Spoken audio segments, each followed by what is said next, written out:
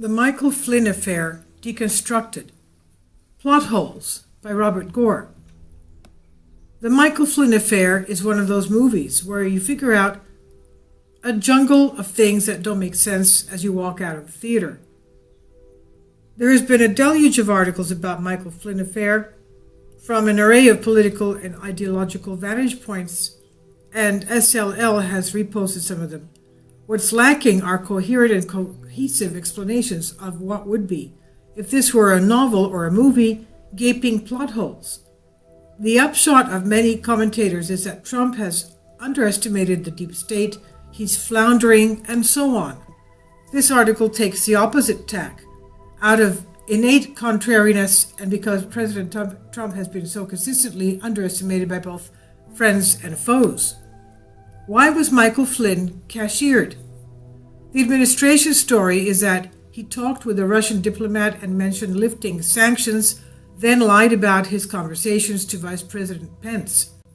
What's become the conventional subtext is that the intelligence agencies have launched a quote-unquote soft coup against Donald Trump. He has been significantly weakened, and the deep state has scored a major victory. Plot hole. If Trump had wanted to keep Flynn, he could have kept him and rode out the media firestorm. Blogger The Real Fly has suggested there was either a prearranged plan for Flynn to make an early exit, or Trump did an about-face, determined Flynn was not a good fit, and decided to get rid of him. A subplot hole. Flynn, an intelligence veteran, undoubtedly knew his phone was tapped. Either he knowingly said what he said to set a trap, or when the Washington Post story surfaced, Trump saw his chance and got rid of Flynn. He has demonstrated a cold-blooded capacity to quickly cut his losses. Quote, "You're fired," end quote. It's telling that Flynn's replacement, H.R. McMaster, authored Derelict of Duty, Lyndon Johnson, Robert McNamara, the Joint Chiefs of Staff, and the lies that led to Vietnam. This looks like a classic Trump double down, replacing a maverick the deep state didn't like with a bigger one they'll like even less. Whatever the real story, Trump has gained valuable leverage on the intelligence agencies.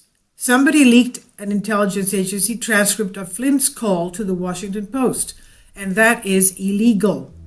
Just before he left office, President Obama relaxed limits on NSA's dissemination of its information to other intelligence agencies, the FBI, and the Drug Enforcement Administration. Obama probably thought he'd be turning those agencies into a collective sieve of untraceable leaks that would plague Trump, but this may backfire spectacularly. With the new rules, the illegal leak could conceivably come from an agency that has access to NSA data. The Trump Justice Department now has carte blanche to investigate all of them, unless the agency responsible coughs up the leaker to protect itself and other agencies. The gaping plot hole. The deep state's stratagems scream weakness, not the strength so many are attributing to it.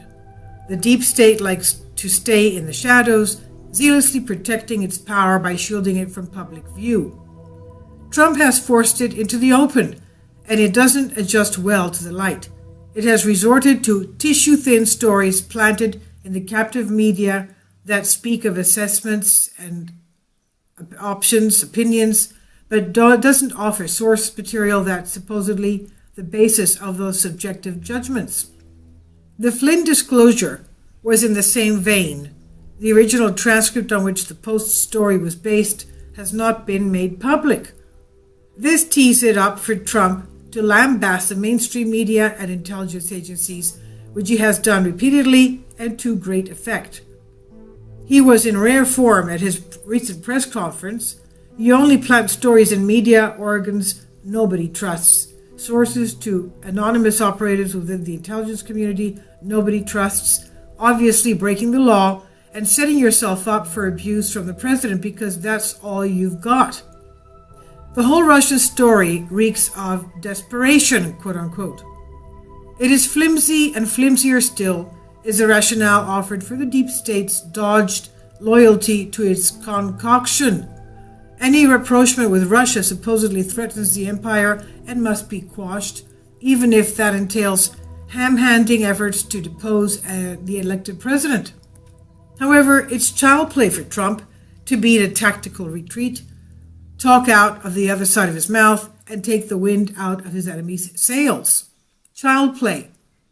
To counter the Putin puppet fairy tale, he could have his ambassador to the UN condemn Russia's annexation of Crimea. He could continue Obama's military buildup on Russia's western border. Trump and team could tweet and talk tough about Russia and its allies China and Iran, and reject any joint military operation with Russia and Syria. Oh wait, all this has already happened. So why has the deep state resorted to repeatedly discrediting tactics to propagate its concocted story, ultimately helping the president in his battles with it and its captive press, supposedly in service of a foreign policy criticism of the president that he easily undercuts and by adjusting his rhetoric and moving towards their position? What's going on? The real story isn't Russia. Do you mount a soft coup over policy differences when, after all the Washington give and take, those policies will at worst marginally affect your influence, power, and payola? Doubtful. Keep in mind Trump wants to increase military budgets. If, on the other hand, you're facing complete disgrace and ruin, including a long stretch in a penal institution, there's nothing you won't do to save yourself. It's not what politicians and bureaucrats do sub rosa that poses the biggest danger to the country and the world, but what they do in broad daylight.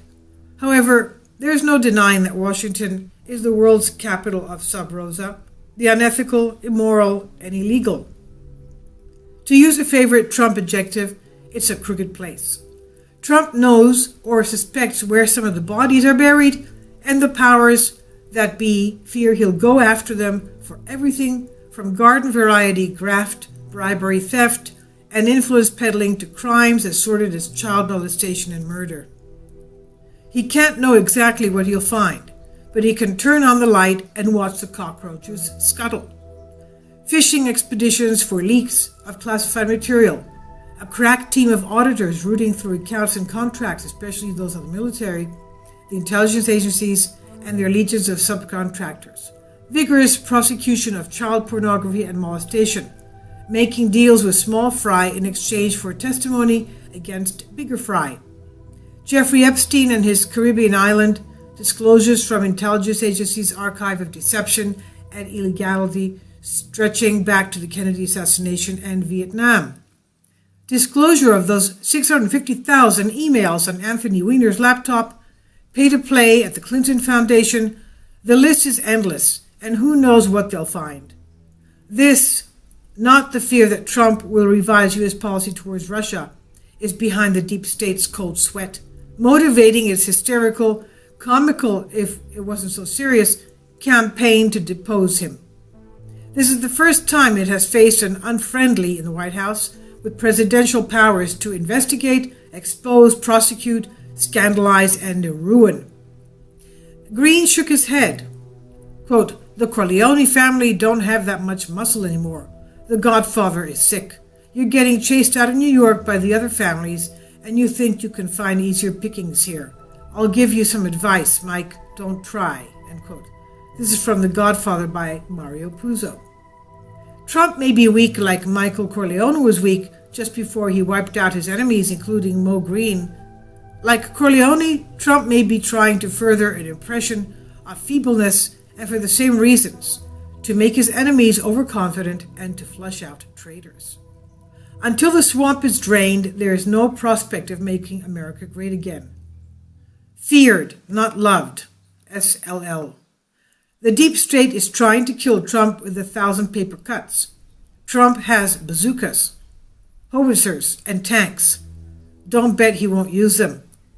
This is by Straight Line Logic on State of the Nation.